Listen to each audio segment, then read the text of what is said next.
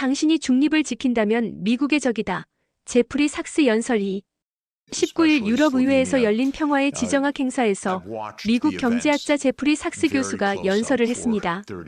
최근 국제정세를 이해하는 데서 도움이 되기에 그의 연설 전체를 해설과 함께 여러 번에 걸쳐 소개합니다. 나토 확장. 나토의 동쪽 확장은 끝이 없을 것입니다. 그래서 미국의 일극 세계가 될 것입니다.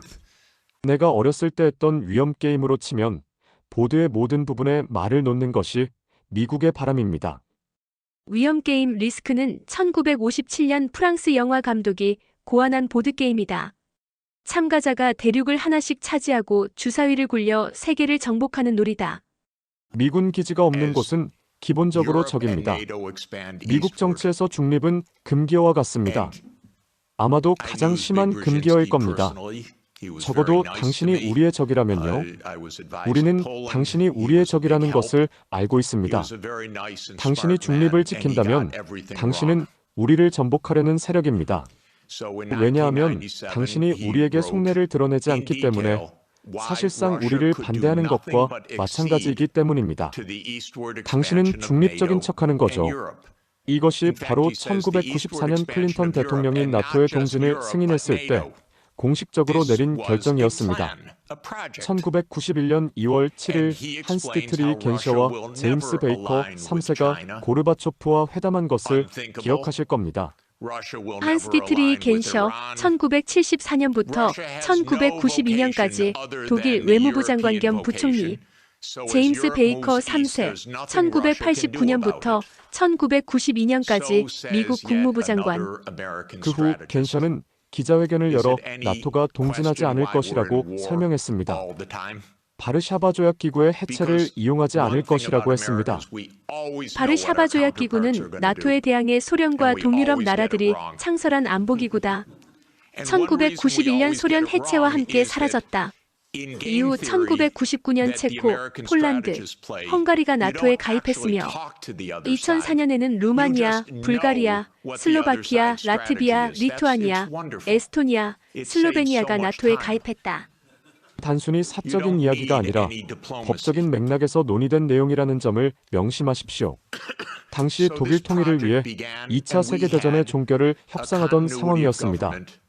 그리고 나토는 동쪽으로 1인치도 움직이지 않겠다는 합의가 이루어졌습니다. 그것은 명백한 합의였으며 수많은 문서에 나와 있습니다. 조지 워싱턴 대학교의 국가안보기록 보관소를 검색하면 수십 개의 문서를 찾을 수 있습니다. 고르바초프가 나토에 관해 들은 것이라는 웹사이트가 있습니다. 미국이 말하는 것은 모두 거짓말이지만 기록 보관소는 완벽하게 분명하니 한번 보세요. 그래서 미국은 1994년에 나토를 우크라이나까지 확장하기로 했습니다. 이것은 사업입니다. 이것은 특정 정부가 아니라 30년 이상 전에 시작된 미국 정부의 장기 사업입니다. 1997년 즈비그뉴 브레진스키가 거대한 체스판을 썼습니다.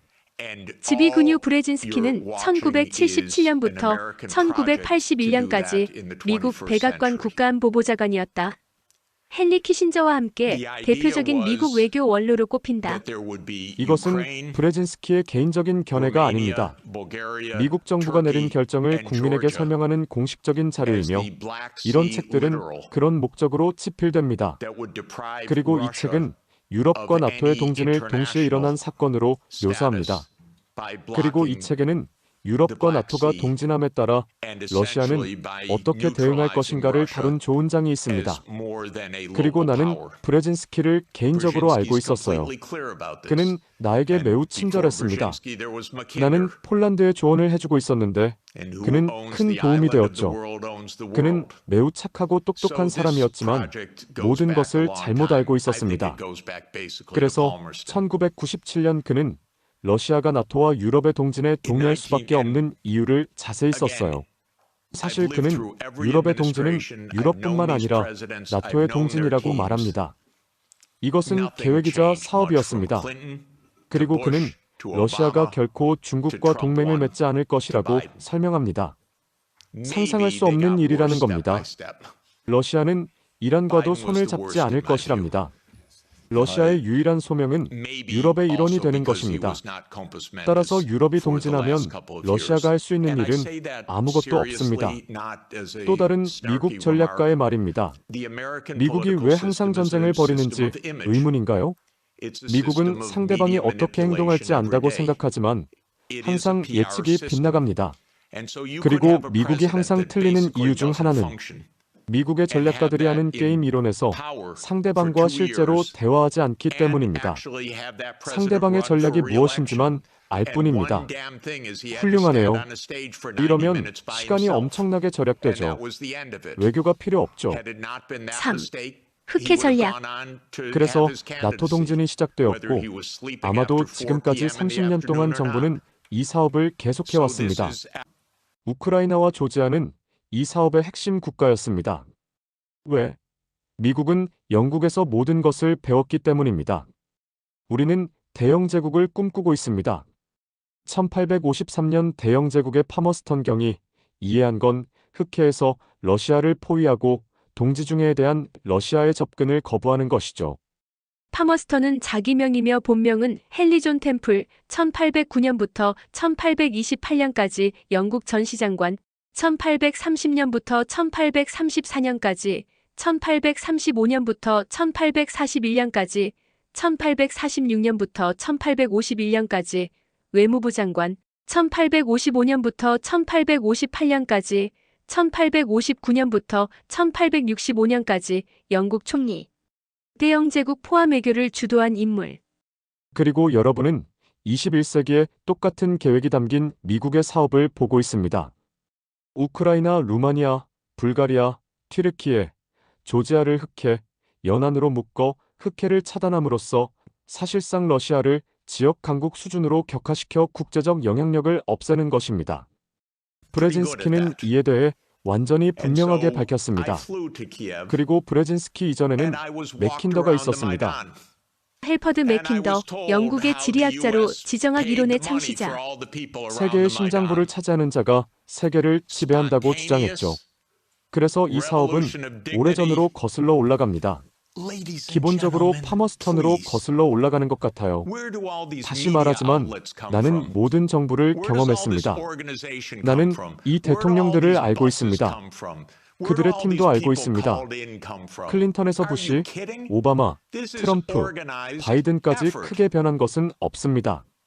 어쩌면 그들은 단계적으로 더 나빠졌을지도 모르죠. 제 생각에는 바이든이 최악이었어요. 아마도 그가 최근 몇 년간 온전한 정신 상태가 아니었기 때문일 수도 있습니다. 나는 비꼬는 말이 아니라 진지하게 말하는 것입니다. 미국 정치 체계는 이미지 정치입니다. 매일 매체를 조작하는 체계입니다. 홍보 체계입니다. 그러니까 사실상 직무 수행이 불가능한 대통령이 2년 동안 권좌에 있으면서 재선까지 노리는 일이 벌어질 수도 있다는 겁니다. 그리고 한 가지 빌어먹을 일은 그가 혼자서 90분 동안 무대에 서야 했고 그걸로 끝이었다는 겁니다. 그 실수만 없었다면 오후 4시가 넘어서 자고 있든 아니든 그는 계속 후보로 나섰을 것입니다. 2024년 대선 당시 바이든이 트럼프와 90분간 텔레비전 토론을 하면서 심각한 건강 이상 증상을 보인 사건을 가리킨다. 논란이 커지자 백악관 보좌진들이 오후 4시까지는 집중력을 유지한다라고 해명했다. 이것이 현실입니다. 모두 그렇게 받아들입니다. 내가 하는 말이 다소 불편하게 들릴 수 있습니다.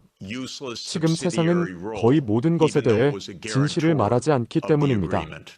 아무튼 이 사업은 1990년대부터 계속되었고 1999년 베오그라드 78일 연속 폭격도 이 사업의 일환이었습니다. 국경은 신성불가침이라고 하면서 국가를 분리하는 건 앞뒤가 안 맞는 얘기 아닌가요? 물론 코소보는 예외로 하고요. 코소보 분리는 괜찮다는 거죠.